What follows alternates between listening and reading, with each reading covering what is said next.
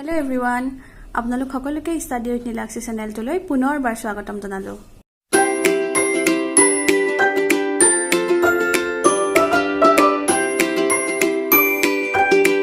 Hello' student, আজি মই question number 3 পৰা আলোচনা কৰিম। ইয়াত কি কৈছে চোৱা, চকা এটাই 1 মিনিটত 360 বাৰ পৰিক্ৰমণ কৰে, 1 ছেকেণ্ডত ই কিমান ৰেডিয়ান ঘূৰিব? A wheel makes 360 revolution in 1 minute. Through how many radian does it turn in 1 second? আমাক কৈছে যে এটা চকায়ে, মই আঁকি দিছো চোৱা, আমাক কৈছে যে এটা চকায়ে 1 মিনিটত কেইবাৰ ঘূৰে বুলি কৈছে? 360 বাৰ ঘূৰে। এতিয়া 1 ছেকেণ্ডত ই কিমান বাৰ ঘূৰিব আৰু সেই যেটো আমি ঘূৰণ পাম, সেই ঘূৰণটো আমি কিহত উলিয়াব লাগিব? আমি ৰেডিয়ানত উলিয়াব লাগিব। এতিয়া আমি প্ৰথমে 1 মিনিটৰ পৰা 1 ছেকেণ্ডৰটো উলিয়াই লওঁ। প্ৰথমে আমি লিখি ল'ম 1 মিনিটত পৰিক্ৰমণ কৰে 360 বাৰ, 360 বাৰ, যে the wheel makes revolution in 1 minute equal to 360। So' আমি 1 ছেকেণ্ডত উলিয়াম। 1 ছেকেণ্ডত উলিয়াব হ'লে প্ৰথমে আমি 1 মিনিটটোক ছেকেণ্ডলৈ কনভাৰ্ট কৰিম। 1 মিনিটত আমি কিমান ছেকেণ্ড পাওঁ? 60 ছেকেণ্ড। চ' আমি সেইটোকে লিখি দিম যে দেয়াৰ ফৰ 60 ছেকেণ্ডত 60 ছেকেণ্ডত পৰিক্ৰমণ কৰে কিমান বাৰ? 360 বাৰ। একেটা লাইনে মই খালি এবাৰ মিনিটৰ পৰা কিহলে কনভাৰ্ট কৰি দিছো? ছেকেণ্ডলৈ কনভাৰ্ট কৰি দিছো। 60 ছেকেণ্ডত যদি 360 বাৰ ঘূৰে, আমাক যেটোকে কোৱেশ্যনটো সুধিছে 1 ছেকেণ্ডত, চ' 60ৰ পৰা আমি 1 লৈ লৈ যাম। চ' দেয়াৰ ফৰ 1 ছেকেণ্ডত পৰিক্ৰমণ কৰে ইকুৱেল টু কিমান হৈ যাব? যেটোকে এবাৰটো সৰু হৈ গ'ল, কি হৈ যাব? 60 360ক ডিভাইড কৰিব। 0 0 কেনসেল গ'ল, 6 36ক কেইবাৰ যায়? 6 বাৰ যায়। চ' আমি আনসাৰ পালো 6 বাৰ। চ' 1 ছেকেণ্ডত আমি কেইবাৰ পালো? 6 বাৰ পালো। অৰ্থাৎ চকাটোৱে 1 ছেকেণ্ডত কেইবাৰ ঘূৰে? 6 বাৰ ঘূৰে। আমি কেইবাৰ ঘূৰে সেইটোতো গম পালো যে চকাটো ঘূৰে 6 বাৰ, কিন্তু আমাক কুৱেশ্যনটো কৈছে যে ৰেডিয়ানত উলিয়াব লাগে। ৰেডিয়ানত উলিওৱাৰ আগতে মই এটা কথা বুজাই দিওঁ চোৱা। আমি আগতেও শিকিছিলো, ক্লাছ 10ৰ অংকবিলাকতো মই বুজাই দিছিলো যে এটা চকা এবাৰ যেতিয়া ঘূৰিব, এইটো কি হৈ আছে? এটা বৃত্ত হৈ আছে। চ' বৃত্তটো গোটেই কোণটোৰ মান কিমান ডিগ্ৰী? 360 ডিগ্ৰী।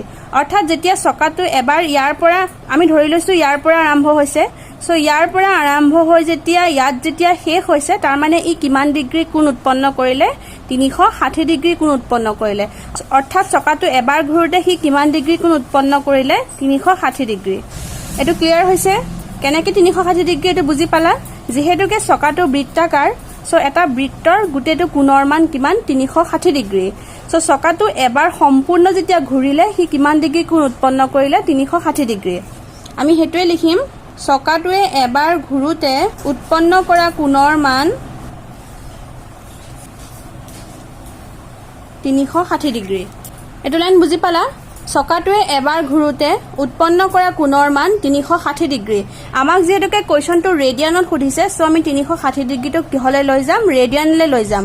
তোমালোকক মই আগৰ অংকত শিকাইছিলো যে 180 ডিগ্ৰী ইকুৱেল টু পাই ৰেডিয়ান। চ' দেয়াৰ ফৰ 360 ডিগ্ৰীত কিমান ৰেডিয়ান হ'ব? 2 পাই ৰেডিয়ান। যদি 180 ডিগ্ৰীত যদি পাই ৰেডিয়ান হয়, পাই মানে কিমান? ইয়াৰ আগত 1 এটা আছে। 180 ডিগ্ৰীত যদি 1 পাই ৰেডিয়ান হয়, দেয়াৰ ফৰ 360 ডিগ্ৰীত কিমান হৈ যাব? 2 পাই ৰেডিয়ান। চ' 360 ডিগ্ৰীটোক আমি কিমান লিখিব পাৰো? 2 পাই ৰেডিয়ান। চ' চকাটোৱে এবাৰ ঘূৰোতে কোণৰ মান কিমানখিনি উৎপন্ন কৰে? 2 পাই ৰেডিয়ান উৎপন্ন কৰে। চকাটো টোটেল কেইবাৰ ঘূৰিছে? 1 ছেকেণ্ডত কেইবাৰ ঘূৰিছে? 6 বাৰ ঘূৰিছে। চ' দেয়াৰ ফৰ 6 বাৰ ঘূৰোতে, চকাটোৱে 6 বাৰ ঘূৰোতে উৎপন্ন কৰা কোণৰ মান ইকুৱেল টু কি হৈ যাব? 6ৰ লগত 2 পাইটো ইনটু হৈ যাব। 6 ইনটু 2 পাই ৰেডিয়ান ইকুৱেল টু 6 2 জাৰ 12, 12 পাই ৰেডিয়ান। বুজি পালা? এইটোৱে আমাৰ আনসাৰ।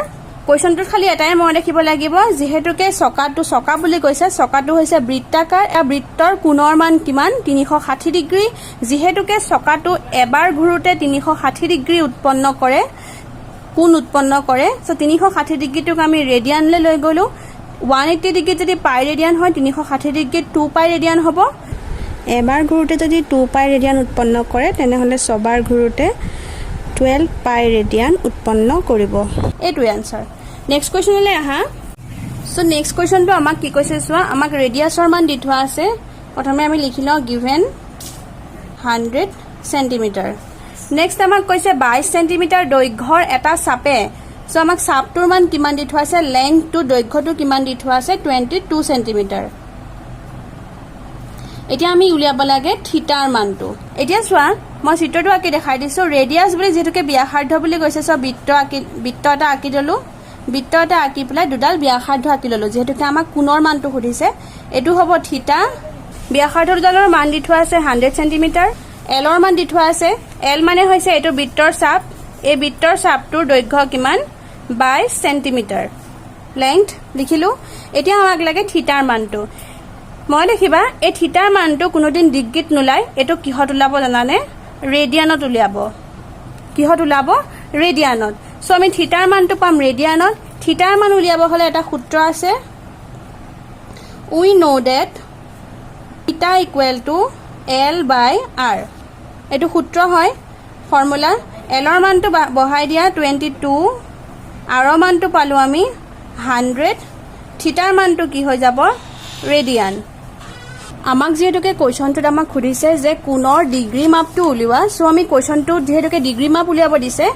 কিন্তু আমি কিহত পাইছো ৰেডিয়ানত পাইছো যেহেতুকে থিটাৰ মানটো আমি কিহত পাও ৰেডিয়ানত পাও এতিয়া চোৱা থিটাৰ মানটো ৰেডিয়ানত যেহেতুকে পাইছো সো ৰেডিয়ানৰ পৰা আমি কিহলে কনভাৰ্ট কৰিব লাগিব ডিগ্ৰীলে কনভাৰ্ট কৰিব লাগিব ডিগ্ৰীলে কনভাৰ্ট কৰা আমি সূত্ৰটো আগৰ অংকটোত পাইছিলো degree measure equal to 180 degree এতে বুকখনতে আছে গুটেখিনি সূত্ৰ চেপ্টাৰটোতে আছে তোমালোকে চাই লবা কিতাপখনতে 180 degree divided by pi into radian measure এতিয়া আমি এই সূত্ৰটোত বহাই দিম সো देयरफॉर ডিগ্ৰী মেজাৰ মই ডিএম বুলি লিখি দিছো তোমালোকে অসমীয়া ডিগ্ৰী মান বুলি লিখিব পাৰা so degree measure equal to 180 divided by pi into radian measure মই শৰ্টকে লিখি দিছো 180 divided by pi into radian measure আমি ৰেডিয়ানৰ মানটো কিমান পাইছিলো 22 ডিভাইডেড বাই 100 22 ডিভাইডেড বাই 100 এটো আমি এটা কিহত পাই গলো ডিগ্ৰী মেজাৰত পাই গলো কিন্তু তোমালোকে ডিগ্ৰী বুলি লিখি দিব পাৰা পাই মানটো বহাই দিম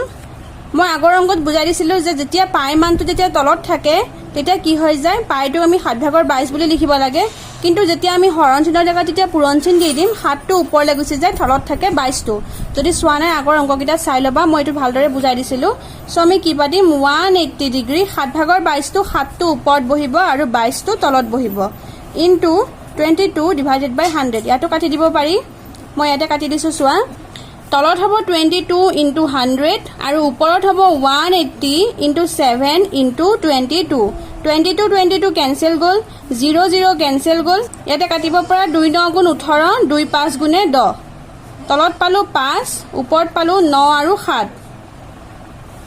ওপৰত পালো 9 7 জাৰ 63 তলত পালো 5 এটা 5 এৰে 63 আমি হৰণ কৰিম সো আমি কিমান পালো সোৱা মই আগৰ অংকত বুজাই দিছিলো যে ডিগ্ৰী মাপটো আমি কেতিয়াও দশমিকত নিলিখো পইণ্টত নিলিখো সো আমি সমষ্টিত লিখিলে কি হ'ব 12 সমষ্টি 5/3 এটো হ'ব ফ্ৰেকশনত সো আমি লিখিম 12 ইনটু 3/5 এটো কিহত পালো আমি ডিগ্ৰীত পালো ডিগ্ৰীত পোৱাৰ পিছত যেহেতুকে এটো ফ্ৰেকশনত পালো 5/3 টো 5/3 টো আমি কিহলে কনভাৰ্ট কৰি দিম এবাৰ মিনিটলে কনভাৰ্ট কৰি দিম ভগ্নাংশৰ প্ৰতি যেটো সংখ্যা পাইছো হেতু হ'ব ডিগ্ৰীত আৰু 5/3 টোক আমি এটা কিহলে লৈ যাম মিনিটলে কনভাৰ্ট কৰি দিম মিনিটলে কনভাৰ্ট কৰিবলৈ হলে আমি পাইছিলো যে 1 ডিগ্ৰীত কিমান মিনিট হয় 60 মিনিট হয় মিনিট বুলি কলে এডালাস আহে 1 ডিগ্ৰীত যদি 60 মিনিট হয় 3/5 ডিগ্ৰীত কিমান হৈ যাব 3/5 ইনটু 60 5 এৰে এটো কাটা যাব 5 12 গুণ 60 ওপৰত থাকিল 3 পূৰণ 12 3 12 গুণ 36 সো আমি কিমান পালো 36 মিনিট এখিনিত হৈ যাব 5/3 ডিগ্ৰীটো জায়গাত কি হৈ যাব 36 মিনিট এটোই আনসাৰ সো আমি কোণৰ মানটো কিমান পাই গলো 12 ডিগ্ৰী 36 মিনিট সো এটাকে নিৰ্ণয় কোণৰ মান 12 ডিগ্ৰী 36 মিনিট এটোই আনসাৰ নেক্সট কোৱেশ্চনটো সোৱা 5 নম্বৰটো এটা বৃত্তৰ ব্যাস ডায়ামিটাৰটো আমাক দি থোৱা আছে 40 সেন্টিমিটাৰ আৰু এডাল জিয়াৰ দৈৰ্ঘ্য কৰডালৰ মানো আমাক দি থোৱা আছে 20 সেন্টিমিটাৰ জিয়াডালৰ গৌণ চাপৰ দৈৰ্ঘ্য উলোৱা আমাক এবাৰ লেংথটো উলিয়াব দিছে কি দি থোৱা আছে প্ৰথম আমি গিভেনটো লিখি লওঁ যে দিয়া আছে ব্যাস ডায়ামিটাৰ ইকুৱেল টু কিমান দি থোৱা আছে 40 সেন্টিমিটাৰ ইয়াৰ পৰা আমি ৰেডিয়াছৰ মানটো উলিয়াই দিম যেহেতুকে আমাক প্ৰতিটো ফৰ্মুলাতে আমাক কি লাগে ৰেডিয়াছৰ মানটো লাগে সো देयरफॉर ব্যাসাৰ্ধ ৰেডিয়াছ ইকুৱেল টু এটো হাফ হৈ যাব 40/2 সেন্টিমিটাৰ ইকুৱেল টু 20 সেন্টিমিটাৰ যেহেতুকে আমি ব্যাসাৰ্ধৰ মান পালো 20 সেন্টিমিটাৰ এতিয়া আমি ইয়াত আঁকি দিব পাৰিম আৰু নেক্সট আমাক কি দি থোৱা আছে যে এডাল জিয়াৰ দৈৰ্ঘ্য যাক ইংলিছত কয় কৰ্ড CHORD কৰ্ডডালৰ মান আমাক কিমান দি থোৱা আছে 20 সেন্টিমিটাৰ আমি ধৰি লওঁ জিয়া এডাল মই ধৰি লৈছো জিয়া এডালৰ আমি নাম ধৰি লৈছো AB সো এডালৰ আমাক মান কিমান দি থোৱা আছে 20 সেন্টিমিটাৰ এটো দি থোৱা আছে নেক্সট ব্যাসাৰ্ধডাল আমি আঁকি লওঁ চেণ্টাৰৰ পৰা এই দুইডাল ব্যাসাৰ্ধ আমি আঁকি ললো চেণ্টাৰটোৰ নাম OD ললো সো OA আৰু OB মান কিমান পাওঁ আমি 20 সেন্টিমিটাৰ যেহেতুকে এই দুইডালে কি হ'ব ব্যাসাৰ্ধ এতিয়া আমাক R ৰ মানটো আমি পালো R ইকুৱেল টু 20 সেন্টিমিটাৰ আৰু কৰ্ডডালৰ মানটো আমি পাইছো আমাক উলিয়াব দিছে যে গৌণ চাপৰ দৈৰ্ঘ্যটো উলিওৱা অৰ্থাৎ আমাক এই জায়গাখিনিৰ এই চাপটোৰ আমাক দৈৰ্ঘ্যটো উলিয়াব দিছে অৰ্থাৎ আমাক উলিয়াব দিছে লেংথটো বুজি পালা এতিয়া আমাক লাগে ফাৰ্ষ্টত থিটাৰ মানটো কাৰণ আমাক চোৱা আমি লেংথৰ মান উলিয়াব হলে আমি এটা ফৰ্মুলা জানো আগৰ অংকত কৰি লৈছিলো যে থিটা ইকুৱেল টু L/R ইয়াৰ পৰা আমি L ৰ মানটো উলিয়াব পাৰিম L ৰ মানটো যদি উলিয়াও L ৰ লগত 1 ইয়াত লগত 1 এটা আছে L ৰ লগত 1 পূৰণ হৈ যাব আৰু থিটাৰ লগত R টো পূৰণ হৈ যাব আমি এনেদৰে L ৰ মানটো উলিয়াব পাৰিম তাৰ কাৰণে আমাক থিটাৰ মান লাগিব গতিকে আমি প্ৰথম থিটাৰ মানটো উলিয়াই লম এটো আমি ধৰি লৈছো থিটা এতিয়া প্ৰথম ধৰি লওঁ যে ধৰু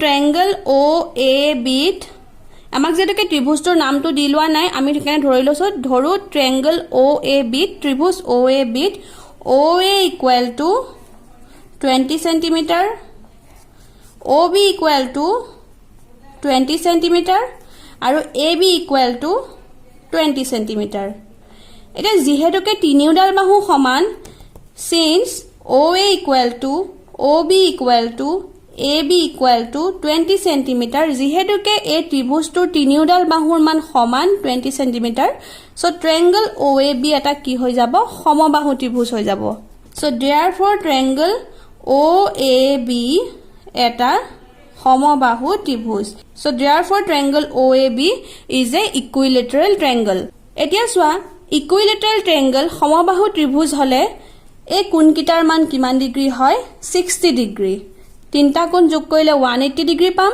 আৰু এটা কোণৰ মান আমি কিমান পালো 60 ডিগ্ৰী সো আমি থিটাৰ মানটো কিমান পাই গলো 60 ডিগ্ৰী সো देयरफॉर থিটা ইকুৱেল টু 60 ডিগ্ৰী এতিয়া চোৱা যেহেতুকে বৃত্তৰ ভিতৰত আছে কোণৰ মানটো সো আমি প্ৰথম কি উলিয়াব লাগিব আমি যেহেতুকে ডিগ্ৰীত পাইছো এটো আমি কি হলে কনভাৰ্ট কৰি দিব লাগিব ৰেডিয়ানলে কনভাৰ্ট কৰি দিব লাগিব ডিগ্ৰীৰ পৰা ৰেডিয়ানলে কনভাৰ্ট কৰিবলৈ আমি জানো ৰেডিয়ানলে কেনেকৈ কনভাৰ্ট কৰে পাই ডিভাইডেড বাই 180 ইনটু ডিগ্ৰী মেজাৰ সো আমি ৰেডিয়ানলে লৈ যাম ৰেডিয়ানলে নিবলে হলে পাই বাই 180 ইনটু আমি যেটো ডিগ্ৰী মেজাৰ পাইছিলো 60 কাটাকাটি কৰিলো 6 গুণে 6 6 3 গুণে 18 সো আমি কিমান পালো পাই বাই 3 ৰেডিয়ান সো আমি থিটাৰ মানটো কিমান পালো পাই বাই 3 ৰেডিয়ান এতিয়া আমি এই থিটাৰ মানটোৰ পৰা আমি L ৰ মানটো উলিয়াব পাৰিম সিন্স উই নো যেহেতুকে আমি জানো থিটা ইকুৱেল টু